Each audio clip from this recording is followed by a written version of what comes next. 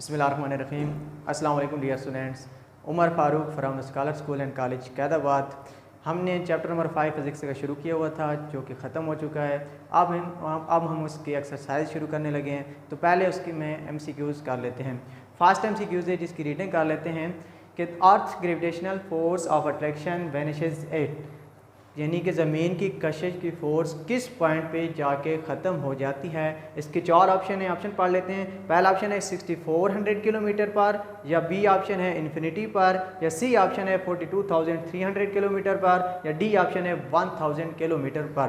तो बेटा याद रखिएगा कि अर्थ की जो अट्रैक्शन फ़ोर्स है वो किलोमीटर में नहीं बताई गई, वो लामहदूद पॉइंट है जहाँ पे जाके उसकी वैल्यू, उसकी अट्रैक्शन ख़त्म हो जाती है। तो उसमें करेक्ट ऑप्शन, इन चारों में से करेक्ट ऑप्शन जो है वो बी ऑप्शन है, यानी इन्फिनिटी पॉइंट। इन्फिनिटी पॉइंट पर जाके फोर्स ऑफ अट्रैक्शन ख़त्म हो जाती है। तो बी ऑप्शन 1 का जो करेक्ट ऑप्शन है वो बी है, इन्फिनिटी। सेकेंड MCQs है वो भी पढ़ लेते हैं कि value of G increase with the, G की वैल्यू इंक्रीज होती है किसके साथ। ए ऑप्शन है increase in mass of the body, यानी बॉडी का मैस बढ़ाने से क्या जी की कीमत इंक्रीज होगी। बी ऑप्शन है इंक्रीज इन एल्टीट्यूड, हाइट को बढ़ाने से जी की कीमत क्या इंक्रीज होगी। सी ऑप्शन है डिक्रीज इन एल्टीट्यूड, यानी हाइट को कम करने से क्या जी की वैल्यू बढ़ेगी। चौथा ऑप्शन है नॉन ऑफ द अबव, इनमें से कोई नहीं। तो इसको सॉल्व कर लेते हैं, देखते हैं कि इनमें से कौन सा ऑप्शन राइट बन रहा है।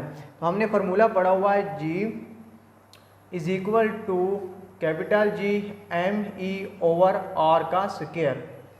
ये सिर्फ उस वक्त G के फार्मूला इस्तेमाल किया गया था जब अर्थ के सरफेस के ऊपर एक बॉडी पड़ा था, यानी कि हाइट पे नहीं था। तो ये फार्मूला हमने अप्लाई किया था। सेंटर से लेकर फासला जो था मैच तक, वो रेडियस जो अर्थ का था वो R से डिनोट हमने किया था।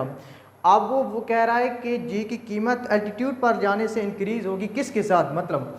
तो फिर हम इसी फार्मूले को थोड़ा सा चेंज कर लेते हैं, साथ हाइट लगा देते हैं H और GME over R plus H, यानी अब हाइट लगा के होल का स्क्वायर कर लेते हैं। इस बॉडी को रेडियस के बराबर ऊपर लेके जाते हैं, अर्थ बनाएंगे हम, और अर्थ के ऊपर सरफेस के ऊपर अब बॉडी नहीं रखना। अब हमने क्या करना है, उसको हाइट पे लेके जाना है, स्मॉल m का नाम देते हैं, यानी सेंटर से लेकर अर्थ की सरफेस तक का जो फासला है वो R है, और फिर यहाँ से लेकर यहाँ तक का जो फासला मान रहा है वो इस R के बराबर है। यानी H जो है उसको हम किसके बराबर रख रहे हैं, R के बराबर रख रहे हैं। क्यों? क्योंकि सेंटर से लेकर सरफेस तक का फासला रेडियस के बराबर है, और सरफेस से लेकर अगली बॉडी तक, स्मॉल बॉडी तक जो फासला है वो भी रेडियस के बराबर है। तो इसलिए हाइट की बजाय हमने क्या पुट कर दिया, R पुट कर दिया। तो यहाँ पे देखें, अगर G की वैल्यू, अब देखें यहाँ पे GH इन्वर्सली प्रोपोर्शनल के बराबर रखूँ और GME over R plus H whole का स्क्वायर, यानी कि हम क्या करें, अगर, क्योंकि आपको पता है कि बॉडी को जितनी ऊंचाई पर लेके जाएंगे, जितनी हाइट पर लेके जाएंगे, जी की वैल्यू क्या होती जाएगी, कम होती जाएगी, क्योंकि ये एक दूसरे की इन्वर्सली प्रोपोर्शनल हैं। इन्वर्सली प्रोपोर्शनल का मतलब होता है अगर एक चीज़ की मिकदार बढ़ रही है तो दूसरी चीज़ की मिकदार उसकी निस्बत से कम होगी। तो यहाँ पे अगर मैं इस बॉडी को कम करता हूँ, हाइट इसकी कम करता हूँ, नीचे लेके आता हूँ, यहाँ पर लेके आता हूँ, तो फिर क्या होगा कि जी की वैल्यू इंक्रीज़ होगी। क्योंकि सवाल में हमसे पूछा गया है कि जी की वैल्यू इंक्रीज़ होगी, तो फिर हमें किस चीज़ को कम करना पड़ेगा, या कौन सा ऑप्शन राइट होगा। तो हमें इस बॉडी की हाइट को कम करना पड़ेगा। अगर हम हाइट कम करेंगे तो जी की वैल्यू क्या होगी, इंक्रीज़ होगी। तो इसमें से कौन सा ऑप्शन राइट बन रहा है, इसमें आपका ऑप्शन सी ऑप्शन राइट बन रहा है, जिसमें लिखा हुआ है कि decrease in altitude, decrease in altitude. इसका मतलब है कि हमें इस बॉडी की हाइट को डिक्रीज करना पड़ेगा, नीचे की तरफ ले आना पड़ेगा, तब जाके जी की कीमत इंक्रीज होगी। क्यों? क्योंकि ये दोनों एक दूसरे के इन्वर्सली प्रोपोर्शनल हैं। अगला MCQs है the value of G at a height 1 earth's radius above the surface of the earth is, यानी कि जी की जो कीमत होगी वो असल में रेडियस है, अर्थ का रेडियस डायग्राम बनी हुई है, अर्थ का जो रेडियस है वो R के बराबर यहाँ को अगेन बना लेते हैं। हमारे पास अर्थ मौजूद है और अर्थ के सेंटर से लेकर सरफेस तक का फासला और रेडियस के बराबर है, और इस रेडियस के बराबर एक बॉडी हाइट पर है। जितना रेडियस था उतनी हाइट पर एक बॉडी स्मॉल m पड़ा है। अब यहाँ से लेकर यहाँ तक फासला r के बराबर है, और यहाँ से लेकर यहाँ तक फासला भी हम कंसीडर कर सकते हैं कि वो भी किसके बराबर है, r के बराबर है। हमने अभी फार्मूला पढ़ा है GH इन्वर्सली प्रोपोर्शनल है GME/r प्लस h होल का स्क्वायर। अब हमने क्या किया, h की जगह पे r पुट कर दिया, यानी h और r जो है एक दूसरे के इक्वल आ गए हैं। क्यों? क्योंकि सेंटर से लेकर सरफेस तक का फासला r था और सरफेस से लेकर स्मॉल बॉडी तक का डिस्टेंस था, वो भी हमने r रख दिया। r को फिर h के बराबर भी रख सकते हैं, यानी h की जगह पे r रख सकते हैं। अब इसकी वैल्यू पुट करते हैं इसमें, GH इन्वर्सली प्रोपोर्शनल की जगह पे हम क्या पुट कर लेते हैं, इक्वल का निशान। उसी तरह GME/r प्लस h की जगह पे हम r पुट करेंगे, r और होल का स्क्वायर। अब देखिए GH is equal to small h, यहाँ पे भी स्मॉल h लिखें क्योंकि हाइट एल्टीट्यूड को शो कर रहा है। GME/r प्लस r तो कितना बन जाएगा, 2r और होल का स्क्वायर।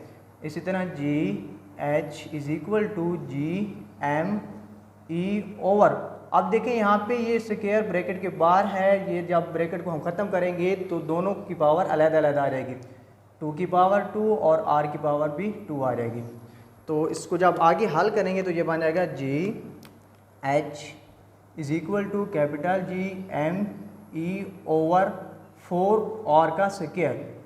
अब यहाँ पे देखें G is equal to GME/r का स्क्वायर, तो क्या मैं इस पूरी रकम को G के बराबर रख सकता हूँ? तो ये बन रहा है, देखें इसको अगर हम रीअरेंज करके लिखें 1/4 GME/r का स्क्वायर, तो ये चीज़ और ये चीज़ बराबर आ रही है। मतलब इस पूरी चीज़ को मैं किसके बराबर रख सकता हूँ, G के बराबर रख सकता हूँ। GH is equal to 1/4 G, तो 1/4 टाइम जो G की कीमत है वो क्या हो जाएगी, डिक्रीज हो जाएगी। अगला, तो इसका राइट ऑप्शन कौन सा बन रहा है, वो है 1/4 G, यानी डी ऑप्शन इसका राइट बन रहा है। नेक्स्ट एमसीक्यूज है, नेक्स्ट एमसीक्यूज पढ़ लेते हैं। एमसीक्यूज है हमारे पास, the value of G on moon surface is 1.6 metre per second square, what will be the weight of a 100 kg body on the surface of the moon. यानी weight find करना है जबकि मून की जो value है surface पर G की कीमत वो दी गई है 1.6 मीटर पर सेकेंड स्क्वायर, और मास की वैल्यू भी दी गई है 100 kg। पहले वैल्यू लिख लेते हैं, यानी डेटा जिस तरह लिखा जाता है उसी तरह हम लिख लेते हैं। G की वैल्यू ऑन मून्स पर तो कितनी दी है, 1.6 metre per second square. Mess दिया गया है स्मॉल m, पूरा मैस लिख लेते हैं, वो है 100 kg, और वेट हमने फाइंड करना है। आपको पता है कि वेट का फार्मूला होता है mg के बराबर, तो weight W is equal to m कितना दिया गया है 100 मल्टीप्लाई 1.6, जब इसको मल्टीप्लाई करेंगे तो ये बन जाएगा 160 न्यूटन, 160 न्यूटन। तो 160 न्यूटन इस पर राइट है, उस पर टिक कर लें आप। इसका ऑप्शन बन रहा है बी पे टिक कर लें, b is equal to 160 newton. Next MCQs है हमारे पास, the altitude of geostationary orbit in which communication satellites are launched about the surface on the earth is. वो कह रहा है कि जियोस्टेशनरी ऑर्बिट जो सैटेलाइट जो था उसको जब लॉन्च किया गया था तो कितने फासले पर उसको लॉन्च किया गया था। तो इसका ये हमने पेज नंबर 112 पे एक बॉक्स बना हुआ, उसके अंदर इसके डिस्टेंस लिखा हुआ है, वो डिस्टेंस बन रहा है 42,003 किलोमीटर। तो आप इसका राइट ऑप्शन जो बन रहा है वो डी ऑप्शन है 42,300 किलोमीटर, इस पर टिक कर लें। आखिरी एमसीक्यूज बन रहा है हमारा, पढ़ लेते हैं उसको। The orbital speed of a low orbit satellite is, यानी कि ऑर्बिटल स्पीड जो द ऑर्बिटल स्पीड, हाँ orbital speed of a low orbit satellite is, यानी कि ज़मीन के करीब करीब जो सैटेलाइट्स है उसकी ऑर्बिटल स्पीड कितनी बन रही है। तो हमने फार्मूला पढ़ा था, आखिरी टॉपिक हमारा था कि V0 is equal to G और स्क्वायर इसका अंडर रूट में। तो इसकी जो वैल्यू बनी थी वो बनी थी V is equal to 8 kilometre पर सेकेंड, और या मीटर पर सेकंड। अब जो ऑप्शन दिए गए हैं वो मीटर पर सेकंड में दिए गए हैं, किलोमीटर में नहीं दिए गए, तो किलोमीटर को मीटर पर सेकंड में कन्वर्ट कर लेते हैं। आपको पता है कि 1 किलोमीटर किसके बराबर होता है, 1 kilometre is equal to 1000 metre के बराबर होता है। तो किलोमीटर की जगह पे हम 1000 लिख देते हैं, यानी 1000 के साथ मल्टीप्लाई कर देते हैं, तो ये मीटर पर सेकंड में कन्वर्ट हो जाएगा। ये बनेगा 8000 मीटर पर सेकंड। तो आपका जो सही ऑप्शन बन रहा है वो डी ऑप्शन है, 8000 मीटर पर सेकंड। एमसीक्यूज हमने पढ़ ली हैं, अब हम क्वेश्चन आंसर करते हैं। क्वेश्चन नंबर 5.2 है, फोर्स ऑफ ग्रेविटेशन से क्या मुराद है। What is mean of by the force of gravitation. Force of gravitation से क्या मुराद है। कायनात में हर जिस्म दूसरे जिस्म को अपनी तरफ एक फोर्स के साथ अट्रैक्ट करता है, उस फोर्स को फोर्स ऑफ ग्रेविटेशन कहते हैं।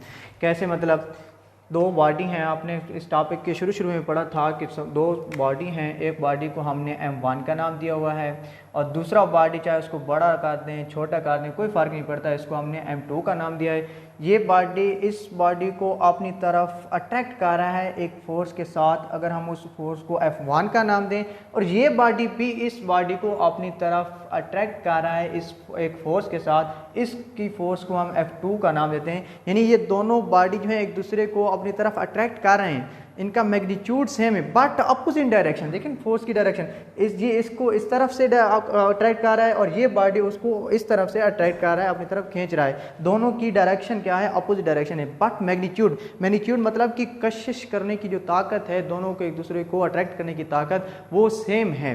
तो कायनात में हर जिस्म दो जिस्म एक दूसरे को अपनी तरफ अट्रैक्ट कर रहे हैं एक फोर्स के साथ, उस फोर्स को क्या कहते हैं, फोर्स ऑफ ग्रेविटेशन। तो इसकी तारीफ क्या बनेगी, the force of attraction between two masses, दो मैसेज के दरमियान अट्रैक्शन की force is called force of gravitation, force of gravitation कहती है।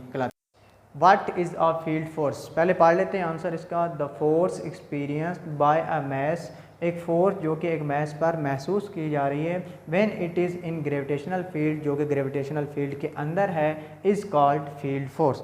इसकी मिसाल हम अर्थ की लेते हैं, यानी ज़मीन और ज़मीन के इर्द गिर्द एक फील्ड है, उस फील्ड को हम नाम देते हैं ग्रेविटेशनल फील्ड का, और इस ग्रेविटेशनल फील्ड के अंदर कोई बॉडी पड़ा है तो उस बॉडी को ज़मीन अपने मरकज़ की तरफ अट्रैक्ट कर लेती है।